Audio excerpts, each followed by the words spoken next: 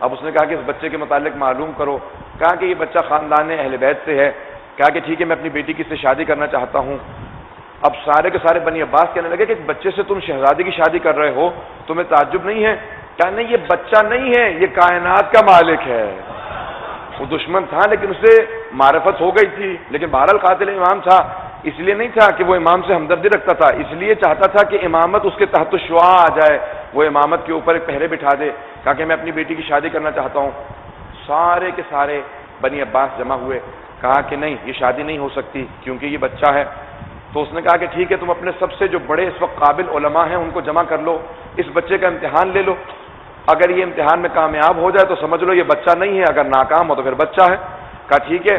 ہمارے اس دور میں جو سب سے قابل عالم دین ہے اس کا نام ہے یحییٰ ابن اکثم.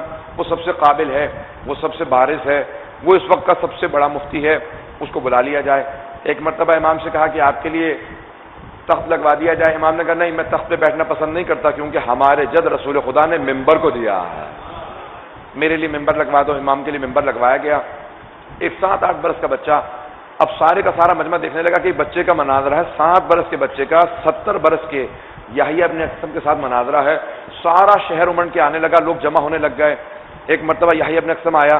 اس نے کہا میرا مناظرہ کس کے ساتھ ہے؟ کہا اس بچے کے ساتھ ہے.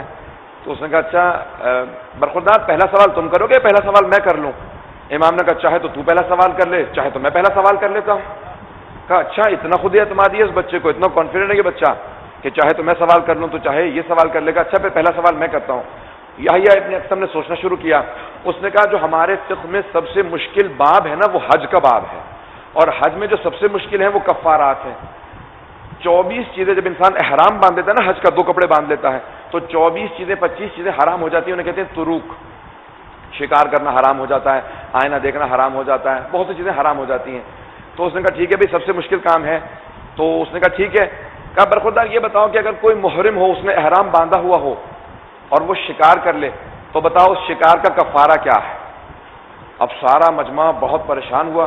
انہوں نے سوچا اتنا سا بچہ اب یہ کہاں سے کفارہ بتائے گا کہ حج کا احرام جو ہے، اگر کوئی احرام باندھے ہوئے اور وہ شکار کر لے تو کیسے اس کو معلوم ہے؟ اتنے سے بچے کو کیا معلوم ہے؟ تو ہم سب بڑے ہیں، ہمیں نہیں معلوم کہ کفارہ کیا ہوتا ہے.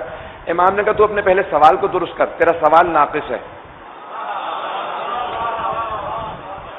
امام نے کہا تیرا سوال ناقص ہے. اس نے کہا کیا مطلب؟ سوال ناقص کیسے ہے؟ واضح سی بات ہے، محرم پہ شکار حرام ہے، اگر شکار کر لے احرام کی حالت میں تو اس کا کفارہ کیا ہے؟ اس میں ناقص ہونے کی کیا بات ہے؟ امام نے کہا کہ مجھے پہلے یہ بتا، جو اس نے احرام باندھا تھا وہ حج کا احرام تھا یا عمرے کا تھا؟ جس نے احرام باندھا تھا وہ بالغ تھا یا نابالغ تھا؟ اس نے شکار حرم میں کیا تھا یا حرم سے باہر کیا تھا؟ جانور کا شکار کیا تھا یا پرندے کا کیا تھا؟ پرندہ چھوٹا تھا یا بڑا تھا؟ وہ مسئلہ پہلے سے جانتا تھا کہ حرام ہے یا مسئلہ جانتا ہی نہیں تھا؟ پہلی مرتبہ شکار کیا تھا یا پہلے بھی کر چکا تھا؟ آیا شکار کرنے کے بعد شرمندہ تھا یا نہیں؟ دوبارہ مصر تھا؟ پتہ نہیں تعجب ہے یا نہیں ہے؟ کہ یہ بتاؤ کہ جب اس نے یہ سارے کے سارے دیکھ لیے تھے مسائل تو اس کو کوئی بتانے والا تھا رات کے وقت شکار کیا تھا یا دن میں شکار کیا تھا؟ امام نے اس کے ایک سوال سے 13 سوالات نکالے. بتا اب تیرا سوال کیا ہے؟ جب اس نے اتنے سوالات سنے نا، اس نے کہا مجھے کچھ معلوم نہیں، میرا سوال کیا ہے؟ اب آپ بتائیے کہ ان میں سب کا الگ الگ سے کفارہ کیا؟ حضرات شیعہ سنی سارے کے سارے فقہ کے اندر یہ جو 13 الگ الگ سے امام نے مسائل بتائے ہیں نا، کہ کہاں پہ گائے ہے، کہاں بکری ہے، کہاں 2 بکریاں ہیں، کہاں صرف استغفار ہے، یہ سارے کفارات ایک 7 برس کے بچے امام محمد تقی نے بتایا ہے.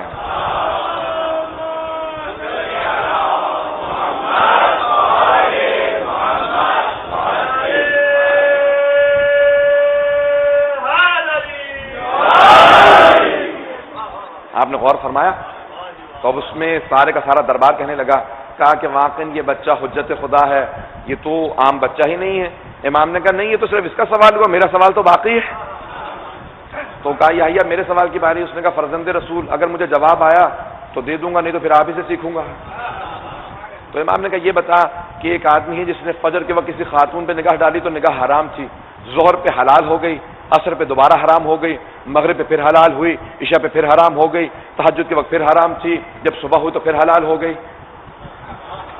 اس نے کہا نہ میں کسی ایسے مرد کو جانتا ہوں نہ کسی عورت کو جانتا ہوں. یہ میرے بس کی بات نہیں ہے. تو ایک مرتبہ امام نے کہا ہے کوئی اس دربار میں سوال کا جواب دے سکے؟ سب نے کہا کہ آپ کے علاوہ کوئی سوال کا جواب نہیں دے سکتا. امام نے کہا کہ جب اس نے پہلے نے کہا کیونکہ بچپنا تھا نا تو امام نے کہا میں جان بوجھ کے ایسا سوال کروں گا تاکہ کوئی یہ نہ کہہ دیں کہ یہ بچہ نہیں ہے. امام نے کہا بچپنے کے حساب سے امامت کا منصب سمجھاؤں گا. تو امام نے کہا جب فجر کے وقت نکاح ڈالنی تھی نا وہ کسی اور کی کنیز تھی, دوسرے کی کنیز کو دیکھنا جائز نہیں ہے. پھر اس نے اس کنیز کو خرید لیا ظہر کے وقت, وہ حلال ہو گئی. اس نے اسے آزاد کر دیا, وہ دوبارہ حرام ہو گئی.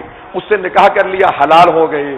اسے طلاق زہار دے دی, اسے طلاق رجعی دے دی, دوبارہ حرام ہو گئی. رجوع کر لیا, حلال ہو گئی. کہا زہار کر لیا جو طلاق کے اقسام میں ہے, کہا کہ زہار پہ دوبارہ حرام ہو گئی. زہار کا کفارہ دیا, دوبارہ حلال ہو گئی. سارا مجمع ایک مرتبہ کھڑا ہوا, سب کہنے لگے اللہ اکبر. کہا یہ بچہ خدا کا نمائندہ ہے. صحیح, یہ بچہ عام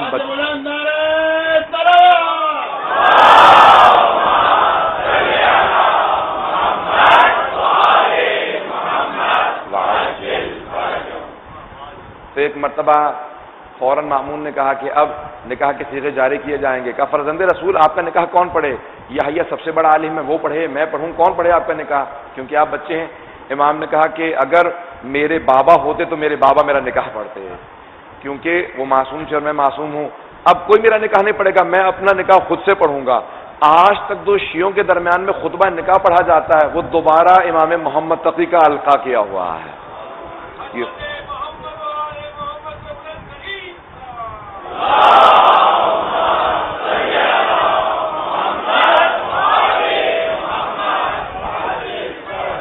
تو حضرات یہ ایک امام جو جن کو موقع ملا ہے اپنے علم کا اظہار کر رہے ہیں, بس وہ امام علیہ السلام نے اپنے صیغہ عقد کو جاری کیا, نکاح پڑھا. اور مامون کی بیٹی سے امام کو کوئی اولاد نہیں ہوئی. پوچھا کیا بات ہے؟ کہا کہ نہیں, کیونکہ حکم خدا ہے ائمہ علیہ السلام کی مائیں جو سب سے پاک بیویاں ہوتی ہیں, کردار کے لحاظ سے, ہر لحاظ سے جو سب سے پاک و پاکیزہ, آیت تطہیر کا مصداق ہو, جو امام معصوم کی ماں بننے والی ہو, کا اس کے درجات کچھ اور ہوتے ہیں. تو بہرحال امام جب 18 برس کے ہوئے تو مدینے گئے, دوبارہ شادی کی. بہرحال اب یہاں